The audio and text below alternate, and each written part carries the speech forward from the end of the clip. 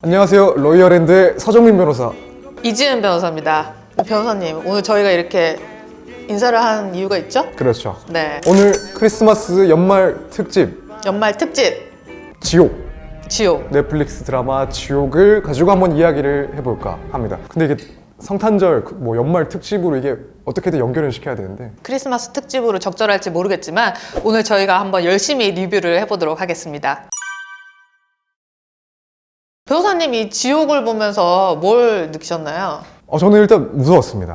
이제 만약에 이런 상황이 발생하면 과연 나는 어떻게 행동할까, 또 사람들은 어떻게 행동할까, 이걸 좀 적나라하게 보여주는 드라마여서 일단은 무섭다. 갑자기 막 서정빈 너는 막 고지를 받았다 이러면 어쩌실 거예요? 여기서 인사하고 네. 가겠습니다. 구독자분들한테 인사하시죠. 그동안 즐거웠고, 이게 어떤 메시지를 사실 저는 본다기보다는 네. 힘이 없는 미약한 존재로서의 인간, 무엇을 할 수 있을까? 사실은 아무것도 할 수 없다. 이런 삭막한 이야기를 하고 있는 거 아닌가? 저는 좀 다르게 봤던 거. 아, 그러세요? 아이가 살아났잖아요. 이런 부분에서 인간이 뭔가를 할 수가 있구나. 뭔가 할 수 있다. 네, 할 수 있다. 오히려 또 반대로 본 거죠. 또 한편으로 이제 생각이 든 게 이 선악 그리고 정의와 부정의, 이 개념 자체가 사실은 절대적이지 않다, 이런 의미가 아닌가. 그래서 사실 뭐 변호사 입장에서는 형사 사건 같은 것들을 하다 보면은 이제 뭐가 정의고 부정이고 선이고 악이고 이런 생각을 할 수밖에 없는데, 이제 이런 드라마를 보면은 그건 인간의 잣대이고 절대적인 입장에서 봤을 때 그런 개념은 아무 의미가 없다. 저는 그거 하나는 좀 깨달았어요. 지금 이 사회에서 이 보여지지 않는 법의 이 질서가 얼마나 고마운 것인가를 좀 깨닫게 해주는 드라마가 아니었나. 차라리 경찰한테 잡혀가는 게 낫다. 지옥 사자한테 사자한테 그렇죠. 처벌받는 것보다는. 처벌받고 고지받고. 어. 저는 근데 개인적으로 이 지옥 사자가 조금 되게 귀엽게 생기지 좀 않았나. 귀여울 수는 있는데 그러니까 눈, 코, 입이 되게 오밀조밀하게 조그맣게 귀엽잖아요. 이 장면 보면서 어떤 생각이 들었냐면, 지금 이 사람은 고지받고 이제 지옥으로 끌려가는 거잖아요. 죽음을 맞고. 근데 다른 사람도 여기서 많이 죽었을 것 같은데. 지옥 사자 때문에. 그렇죠. 아니면 뭐 다치거나 최소한. 그러면은 저 사람들은 무슨 또 잘못인가. 뭐 어쩔 수 없죠. 네? 아니 지금 이런 게 튀어나왔는데 지금 내 차 걱정을 한다고? 그렇죠. 일단 내 차는 망가졌는데. 뭐 만약에 일단 그렇다고 한다면 배상 사자들한테 청구할 수 있는 것도 아니고 사람도 아니기 때문에 답이 없죠. 그러면 이제 뭐 보험으로 일단 이게 되는지를 한번 확인을 해봐야 되겠죠. 보험사에서도 이제 뭐 자연재해가 포함되어 있는지를 확인해야 될 텐데, 그렇다고 하더라도 이게 자연재해에 또 해당하느냐? 겪어보지 않았던 초자연적인 현상이다라고 해서. 초자연이잖아. 이게 그렇죠. 자연재해가 아닌가 그러면? 그렇죠. 그러면 이걸 또 뭐 배상을 해주지 않을 가능성도 있단 말이죠. 네, 일단은 지금 뭐 법이 없으니까 네. 뚜렷하게 또 배상할 만한 그런 근거가 없어서 일단 사고 당하시면 저희 찾아오시면 같이 검토하고 네, 진행해 보도록 하겠습니다.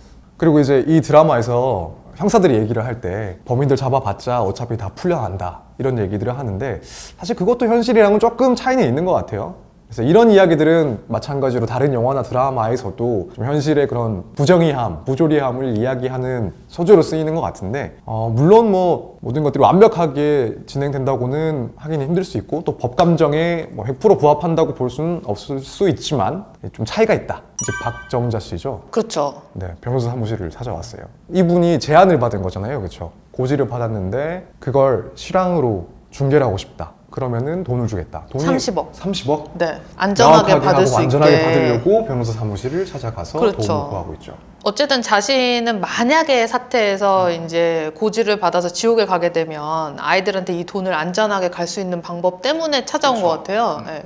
글쎄요. 제가 변호사라면 좀 고민이 될 것 같은데. 왜 고민하세요? 이게 윤리적인 문제라고 할까요? 네. 이 부분에 대해서 이제 생중계라는 뭐 이런 큰 부담감을 가지고 어쨌든 뭐 내가 수임료를 받기는 하겠지만. 꽤 많이 받을 것 같은데. 근데 그러다가 지옥 가는 거 아니야 또? 내가? 변호사님은 고민한다. 네, 일단은 고민은 할 것 같아요. 저는 이 상황이면 계약합니다. 말도 안 되는 소리인데 30억 받으실 수 있대. 네. 그럼 당연히 도와드리겠다고. 그런 일은 발생하지 않을 거니까 하시겠다면 저희가 도와드리겠습니다. 뭐 장난치는 것도 아니고 걱정하지 마세요. 근데 이제 그러고 나서 가시니까 이렇게 문제가 되는 거긴 한데. 그러니까요. 저는 모르는 상황이기 때문에, 그리고 그런 걸 안 믿기 때문에 하시자고. 뒤에 상황을 알아서 우리가 좀 고민할 수 있는데, 그렇죠. 내가 이 상황이다 그러면은 말도 안 되는 이야기니까 안전하게 돈 받게 해드리겠습니다, 이렇게 할 것 같아요. 근데 이제 뒤에 가서 후회하겠지. 자, 이제 화살촉 리더가 이 박정자 씨 그리고 그 가족들 정보를 유출하는 장면인데 저는 진짜 이분 연기를 너무 잘하셔가지고 이렇게 개인 정보를 유출한다. 그러니까 사실 누가 봐도 이거는 어떻게 변명의 여지가 없는 거예요. 그렇죠. 네, 뭐 의도나 목적이나 이런 걸 보더라도 지금 뭐 잘못한 사람을 뭐 심판하는 것도 아니고 그것도 안 되지만 종교적인 신념 때문에 이런 정보들을 유출한다? 당연히 이거는 개인정보보호법 위반이고 사실 현실에서도 이런 일들이 발생하잖아요. 너무 많죠. 그리고 그 피해가 상당히 큰데 이건 정말 현실을 그대로 이제 반영하고 그걸 비판하는 장면이 아닌가 이런 생각이 드네요. 최근에 뭐 유튜버들이 뭐 이제 개인 신상들을 많이 털어가지고 막 공개를 하잖아요. 자극적인 썸네일을 통해서 굉장히 문제가 많이 되고 있고 현실 반영이 잘 된 장면이라고 생각을 합니다. 그 민혜진 변호사가 어머니랑 도망치다가 어머니가 이제 다쳐가지고 병원에 가잖아요. 근데 그냥 방치만 해두고 아무런 조치를 안 취해서 결국 사망을 하신단 말이에요. 그러면 그 간호사나 의료진들에 대해서 책임을 물을 수 있나? 당연히 그거 물을 수 있거든요. 업무상 과실치사가 문제가 될 수도 있는 거죠. 그리고 만약에 어차피 인과관계를 봤을 때 돌아가실 수 없을 정도로 위중한 상황이었다라고 한다면 그러면은 뭐 이렇게 형법적인 문제까지는 안 될 수도 있는데 그래도 손해배상 청구는 충분히 가능하지 않을까. 정말 아무것도 안 했으니까. 그렇죠. 그렇죠. 그 장면 보고 좀 너무하긴 하더라고요. 저도요. 너무 스토리를 그렇게 만들었다. 너무 극적으로 만들었다 이런 생각이 들었어요. 제가 이거 보면서 상당히 많이 고민을 했었거든요. 나는 어떻게 할 것인가 20년 동안 유명해질 수 있겠다. 예를 들어서 어떤 낙하산 없이 막 뛰어내리고. 그건 아니지 않나요? 그건 아니죠. 근데 고지를 받는다는 거지. 근데 안 죽는다는 게 아니지. 아니지. 20년 전까지는 안 죽는 거잖아요. 아, 고지를 받아야 되니까. 그쵸. 근데 조금 더 생각을 해보니까 내가 죽진 않아도 숨만 붙어 있을 수도 있겠구나 20년 동안. 그것까지는 생각을 안 해봤는데 이건 하나 분명한 것 같아요. 만약에 20년 전에 내가 고지를 받아서 지금 이 나이에 있었더라고 한다면 이 기간 동안 막 공부를 하고 이렇게 살진 않았을 것 같다. 그럼 내가 가장 행복할 수 있는 방법이 뭘까? 시간이 정해져 있으니까 최대한 거기에 노력할 것 같긴 해요. 사실 그게 안 정해져 있으면은 우리가 막 미루잖아요. 내가 지금 힘들어도 뭐 10년 뒤에, 20년 뒤에를 그리면서 그때 내가 조금 더 행복해질 수 있으면 열심히 뭘 하겠다. 그런데 시간이 딱 이렇게 20년 이렇게 정해져 버리면은 어떻게든 그 기간 내내 행복하고 싶어서 노력을 할 것 같아요. 새실리에서 아이를 데려가려고 하죠. 이거는 어떻게 되나요? 약취유인이죠. 약취유인이죠? 네. 나쁜 사람들이네요. 아이를 데리고 지금 그 마지막에 이제 몸을 이렇게 막 묶었잖아요. 그죠? 그쵸. 아빠랑 엄마가. 어땠어요, 변호사님? 보시면서? 저도 부모 입장이면 그렇게까지 생각하지 않을까. 내 목숨까지도 바칠 생각을 하지 않을까. 감동 포인트죠. 그쵸. 감동스러운 장면이었습니다. 그리고 심지어 이제 부인은 그런 얘기를 한단 말이에요. 이제 자기가 모성애가 정말 있는지 좀 많이 의심이 될 정도였다. 막상 시간이 지나서 정말 고지가 실현될 상황이 되니까 그 모성애가 뭐 누구보다도 더 발휘가 되는 상황을 보고 오히려 더 감동이었어요. 왜 변호사가 등장했나 이런 생각 안 해보셨어요?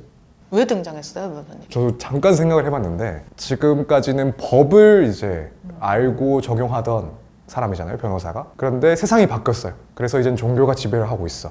이상한 신념과. 그래서 이 바뀌는 그걸 가장 잘 드러내는 직역이 뭐 변호사나 법조인이 아닐까. 법이 지배하고 있던 사회에서 종교가 지배하는 사회로 흘러갔을 때 기존에 뭐 사회 시스템을 이해하고 있던 사람은 어떻게 바뀔까. 그런 점을 좀 보여주는 거 아닌가. 뭐 한편으로는 변호사가 등장하는 드라마 많긴 하잖아요. 정의로운 그런 사람을 이제 보여주고 싶을 때 직업으로 검사든 아니면 뭐 변호사든 판사든 법조계에서 많이 등장을 하는데 단순하게는 그런 의미일 수도 있고 저는 어쨌든 아까 말씀드린 생각을 좀 해봤어요. 저는 마지막 회에서 그 택시기사가 한 말이 좀 기억에 남는데요. 인간들의 세상은 인간들이 알아서 해야죠. 저는 신이 어떤 놈인지들 잘 모르고 관심도 없어요.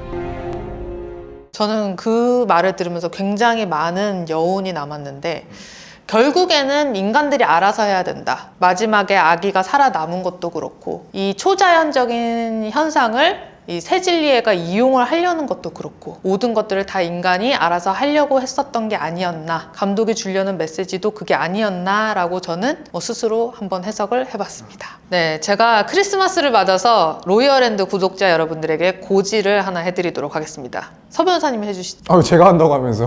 그러니까요. 변호사님 알겠습니다. 해주시죠. 2022년 구독자 여러분들은 행복해지실 겁니다. 지금까지 로이어랜드 사정민 변호사 이재현 변호사였습니다.